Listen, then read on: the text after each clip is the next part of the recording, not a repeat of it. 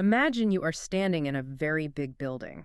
Right, like a giant office or a school. Yeah, exactly. And suddenly a giant fire alarm rings. A really, really loud one. Yes, so loud that it hurts your ears. Now, this alarm does not mean someone burned food in the kitchen. No, definitely not. It means there is a real fire. It means every single person needs to stop what they are doing and listen. We have to wake up and pay attention. Right. And yesterday, the World Health Organization pulled a giant alarm for the whole world. A very big alarm. Welcome to our deep dive. Today, our mission is to look at our sources and understand this worldwide health alert. And we are going to use clear, simple words to do it. Exactly. So let's unpack this. The official name for this alarm is a Public Health Emergency of International Concern, or PAEIC. PAEIC, it is a very long name. It really is. But I mean, it just means a global fire alarm. Yes. It is the highest level of alert they have. Wow. The very highest. Yes. It means all the countries in the world need to share money, share doctors, and help right now. Okay, so the global alarm is ringing. We all hear it. Loud and clear. But now we need to look at exactly where this fire is and, what kind of fire it is. Right. We need to look at the map. The sources tell us the alarm is ringing because of a very severe sickness. It is called Ebola. And we have seen this sickness before. We have.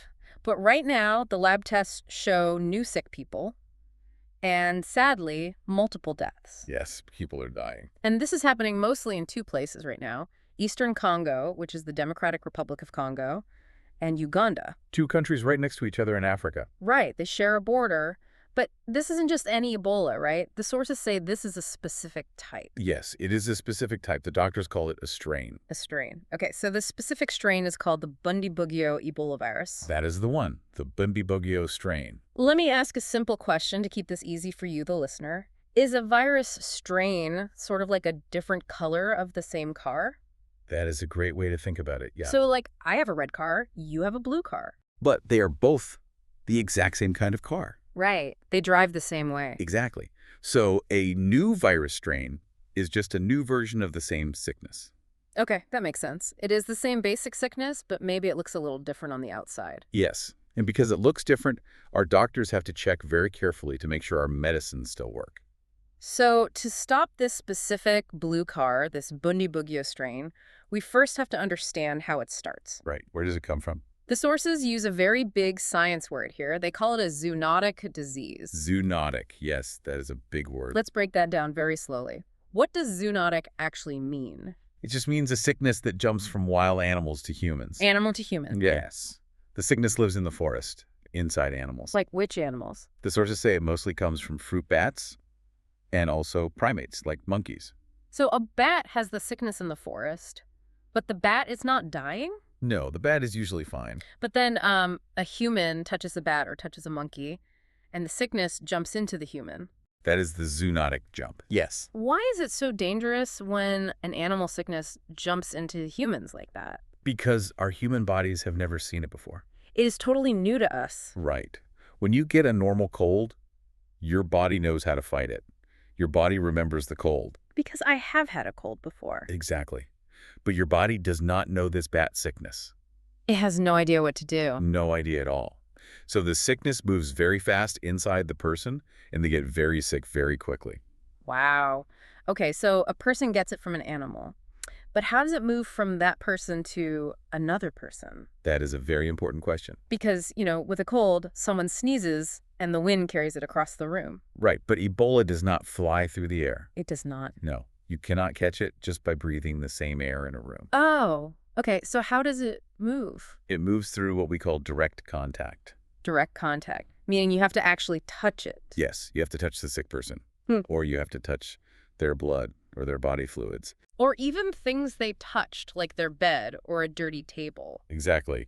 Dirty surfaces are very dangerous. So it is not like catching a cold from the wind. It is more like getting wet paint on your hands. Wet paint is a perfect way to picture it. Like if there is red, wet paint on a door, I can stand near the door all day. Yes, you can look at it from far away. And I will never get paint on me. But if I reach out and touch the door... Then the paint is on your hand. Right. And if I touch my eyes with that hand, the paint is in my eyes. And that is exactly how this sickness gets inside a healthy person. By touching the danger. That sounds terrifying, knowing how dangerous it is when we touch it. Have we ever faced this exact danger before? Yes, we have. And our past fights actually give us a lot of hope today. Hope is good. Let's talk about the past. The sources say Ebola is not new. No, not at all. We've known about it since the year 1976. That is a long time ago. It is. But the worst time in history, the really bad outbreak, was much more recent. Right, between the years 2014 and 2016. Yes, in West Africa. That was a massive, very deadly time. Thousands and thousands of people died. It was awful. It was a very dark time for the world. But here is where it gets really interesting, I think. There is a silver lining to that terrible time. There is. That big outbreak forced the whole world to work together. Because everyone was so scared, right? Yes. So scientists from all over the world worked day and night. They worked very hard to make new tools to fight the sickness. Exactly. Because of that old outbreak, we now have amazing vaccines and new treatments. So the worst tragedy actually gave us the tools we need to save lives today. Yes, it did. We are much stronger now. Let's talk about those tools. What exactly is a vaccine? Let's use A1 terms. Huh? Is a vaccine like a teacher for your body? Yes, a teacher's a great word for it. So it teaches my body's army how to fight. Right. The vaccine shows your body a picture of the sickness before you even get sick. Like a wanted poster. Exactly like a wanted poster. So if the real sickness comes, your body says, I know you. I can fight you. That is amazing. And the sources also mention another tool, something called monoclonal antibody treatment. Yes, that is a very big word. It is huge. What does that mean in simple words? Let's just call it a special medicine. Special medicine, okay. A vaccine helps you before you get sick. But this special medicine helps you after you are already sick. Oh, wow. So if my body's army is losing the fight, This medicine goes in and helps your army. like calling in helpers to fight the sickness. Yes. Strong helpers that go straight to the sickness and stop it from hurting you more. That is incredible. So because of those past lessons, doctors are not empty-handed today. Not at all. They have a very strong plan right now in Congo and Uganda. Let's talk about that plan. To stop people from dying right now, doctors are using these new vaccines and special medicines. Yes, that is the first step. Give the medicine. But the World Health Organization has other steps too. The sources talk about rapid isolation. Rapid isolation. That means quickly moving sick people into safe, clean rooms. Away from healthy people. Yes. So they cannot touch anyone and spread the wet paint. Okay, that makes sense. And they also talk about contact tracing, which sounds very hard to do. It is very, very hard work. What does it mean? It means finding every single person the sick person touched. Wait, everyone. Yes, everyone. Family, friends, people on the bus. You have to find every person who might have touched the wet paint. Exactly. And watch them closely to see if they get sick. That sounds like a lot of work for the doctors. It is. The plan also includes safe burials. Safe burials, that is a very sad topic. It is very sad, but it is very important. Because when a person dies from this sickness, the body is still very dangerous, right? Yes, the body's full of the sickness, so people cannot wash or touch the body like they usually do to say goodbye. Doctors in safe suits have to do it. Yes, to keep the family safe. But I want to push back gently here on all this medical talk. Okay, sure. We have the strong medicine now. We have the safe rooms. We do.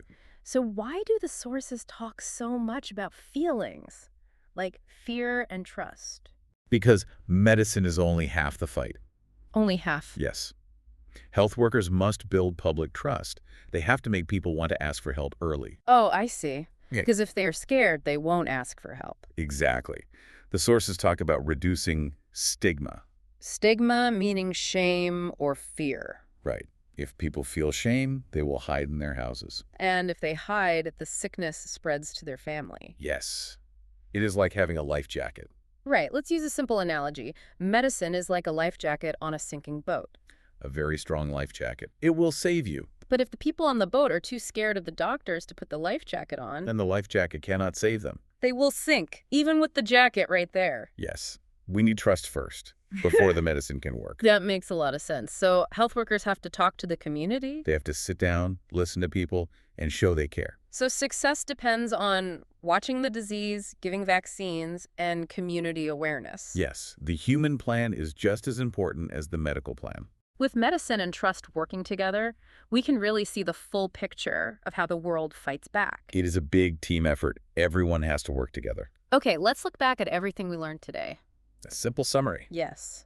The world alarm is ringing for Congo and Uganda. Because of the Ebola sickness. Right. And this sickness comes from animals, like bats, and jumps to humans. And then it spreads by touch, like wet paint. Exactly. But because we learned from the sad past, we are ready. We have powerful medicine, like vaccines. And we know we need teamwork and trust to stop the fear. Yes, trust is the only way to win. So what does this all mean for you, listening right now? It is a good question. The sources highlight that community awareness and stopping fear are just as important as vaccines. Very true. So I want to leave you with a final thought to ponder today. Think about your own neighborhood. Think about your friends and family. Right. Think about how fast fear or bad rumors spread in your neighborhood when something goes wrong. Rumors can spread faster than a sickness sometimes. They really can. Could stopping bad information be just as important to saving lives as fighting the virus itself? It is something we all need to think about. Yes. We all have a part to play in stopping bad rumors. Thank you for joining our deep dive today. See you next time.